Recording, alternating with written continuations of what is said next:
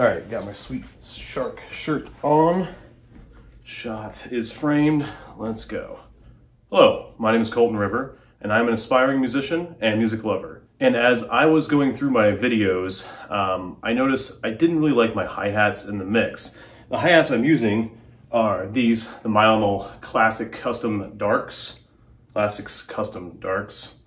And they sound great if you're playing punk or metal or things like that, or even just using it just closed. But I noticed they got real washy and real trashy when I was playing other stuff. And so the only other hi-hats I have are these, the Peisty 2002 Sound Edge 14s.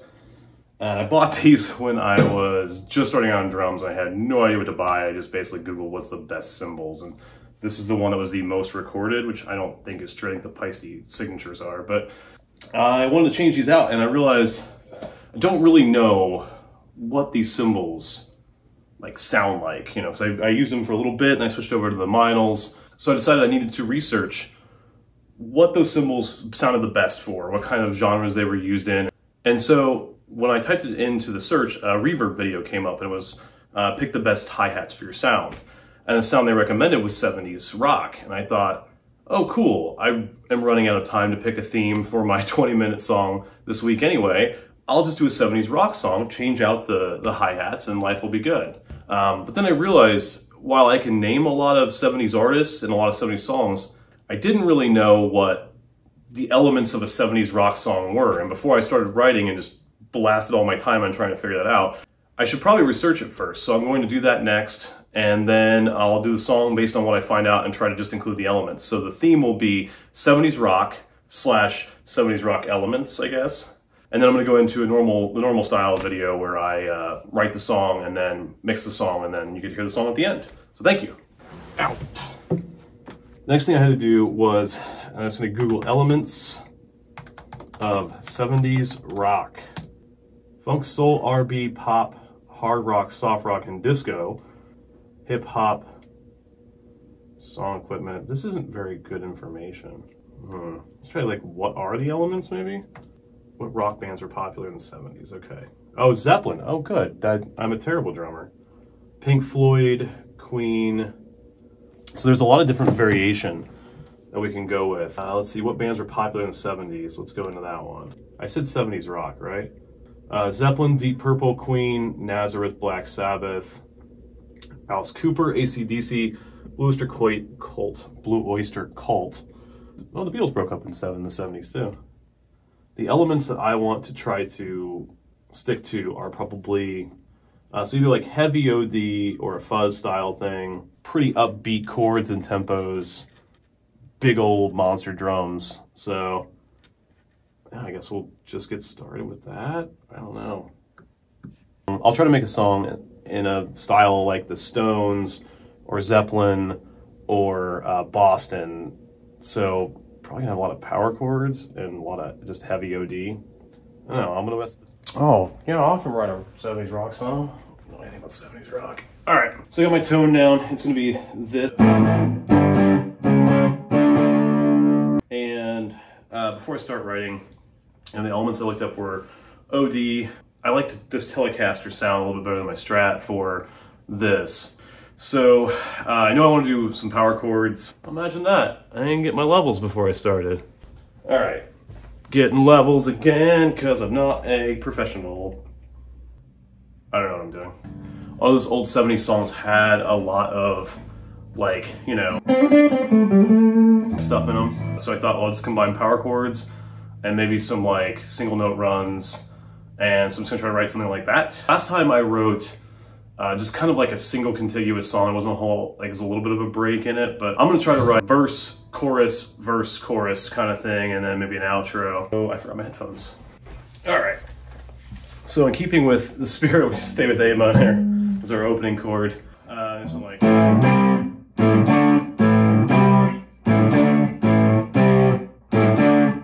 I like that, but it makes it a little more dynamic. Yeah, there we go. Okay, I wanted to add single notes in too. So like, I like that. Yeah, I like that. Oh shit! I always do that. I always mess it up. 30 seconds, I guess I'll just wait here.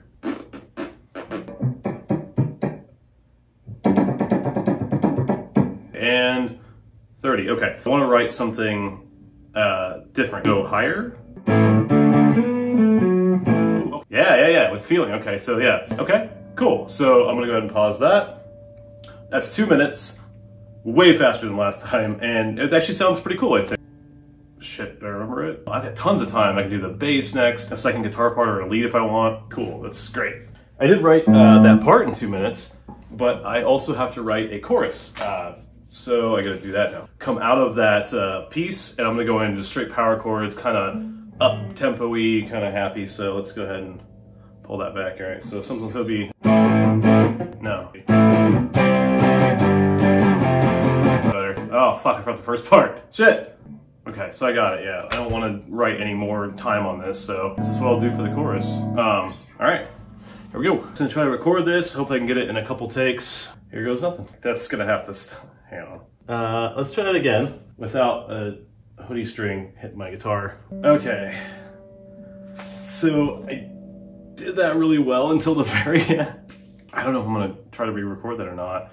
Not to like try to cheat or anything, but I'll try to do the bass, because the bass is pretty easy. It's just gonna be basically a sonic range that I'm gonna fill in. And if I hate it, then I'll deal with it then. I don't know. It was so good up until the end. Like, I was really grooving on it, and then I completely botched the 6.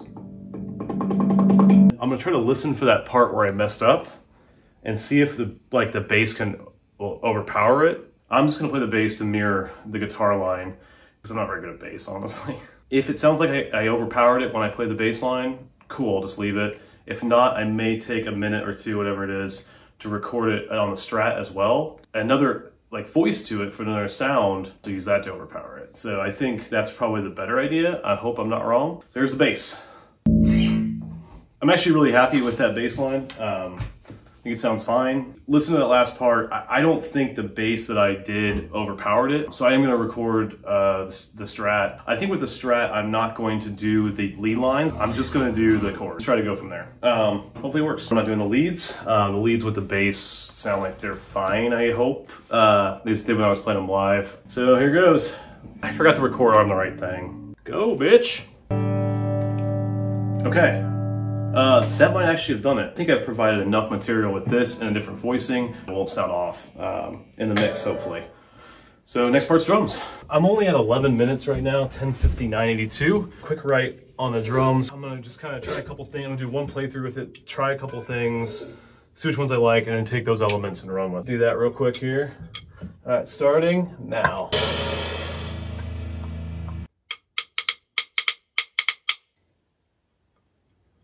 I like the boom, the flam on the floor tom. That's what I'm gonna do. And next part is gonna be me doing that. And I'm at 13:21 right now, so hopefully that was time well spent. We'll see here in a minute. Oh shit, on multiple levels. I have to rearm all of these. I didn't do any of that. And I didn't start the timer anyway. I'll look up the song and I'll take a penalty, whatever it is the song length is on it. I'm at 15:41, so I'm hoping that's good. Before I start, I have to remember I have a 1-minute penalty to deal with, or song length penalty. And I'm looking just at this, and there's some timing issues. If it's garbage, it's garbage. Hopefully it isn't. All right, so it's still noticeable, but it's not bad.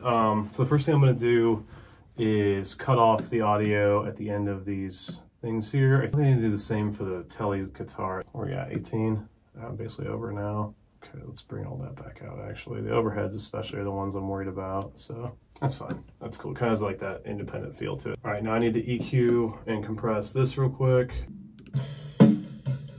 Pretty much it. That's about all I've got available in me for mixing. Penalty, which puts me at 24. There's a lot that could have been done here differently. The timing seems off on everything. It felt very rushed. I'll post it. It is what it is, so I guess we should have called it the 25-minute song challenge. I can't touch this. I have to leave it as it is. All right.